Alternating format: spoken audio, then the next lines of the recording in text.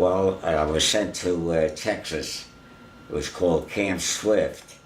It was the 97th Infantry Division, and I was sent there from New Cumberland, Pennsylvania, where I was indoctrinated. Well, after 96th Division, we went down on a convoy from Medford, Oregon, all the way to San Diego. And the reason we went there is to take amphibious training with the Marines. We were becoming an amphibious outfit, which amphibious, you would go into the islands on LCVPs or alligator tractors. So we went there for a couple of months to be trained in San Diego. A couple of months later, we got our furloughs, and we went back and was sent overseas from San Francisco to Honolulu. And there we took jungle training for about 3 months, and then we were put on transports, and we were on an LCVP, and we got onto an LST, which is a tanker ship, where they load them in the cargo space. They come out on onto the beach, and we were there for about a month, and all of a sudden we got a call. We were circling around Admiralty Islands and Kwajalein, and they said, we're going to hit the Philippines, Leyte, Philippines, the island of Leyte, in October 20th, 1944. I was in high school. I can remember being 13 years old, and when Franklin Roosevelt said that we were declared war, we were at war. And the children, of course, children don't really, I mean, what did we know about war, really, at the time? We weren't here for World War I, and here we were kind of young for World War II. So it became very evident to us as to the problems we had. As a matter of fact, I was taking shorthand in high school, and we had certain letters and words that we were practicing. We had to change the whole thing over to a military. So we had to learn different symbols for military words. We had to learn to identify airplanes in the air. This is all our high school doing. And being that our high school was set in a rural area, in a wooded area, the school built a regulation obstacle course in the wooded area because it was preparing our young men, because at that time we had drafting. They would be drafted, so that if they were drafted, they were at least partly prepared, because at high school they had done the obstacle course. Yeah, it was mud and a lot of rain. We hit during the rainy season, and I contracted dengue fever, which the islanders call bone-breaking fever. And I was in a hospital for 3 months, 3 weeks. I'll tell you what happened. That I was, we were somewhere in the mountains, and that night I was in the foxhole, and I got sweaty. It was a hot night, and I'm sweating, and I'm shaking, and I can't even hold my rifle. We had a medic in our outfit from Wisconsin, George Olson, and he grabbed a Jeep, put me in a Jeep, and took me back to the medic station.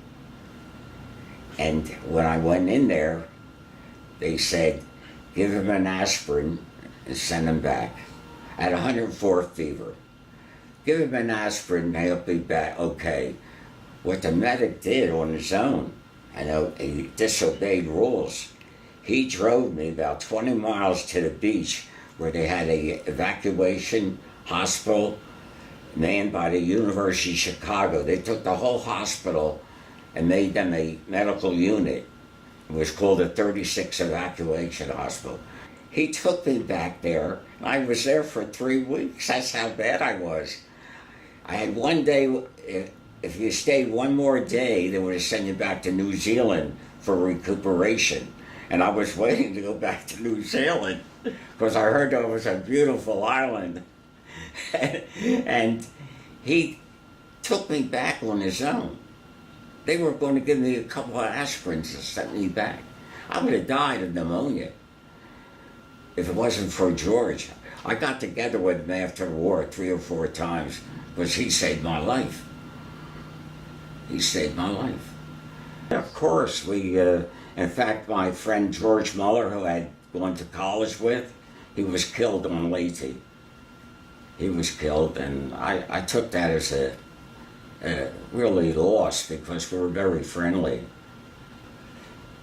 Well, it was, yeah, you feel despondent, you know, you get depressed when you see buddies getting killed and wounded, but then you have the urge to gotta go and beat them. You gotta kill them and get it over with. That's the idea of war, I guess.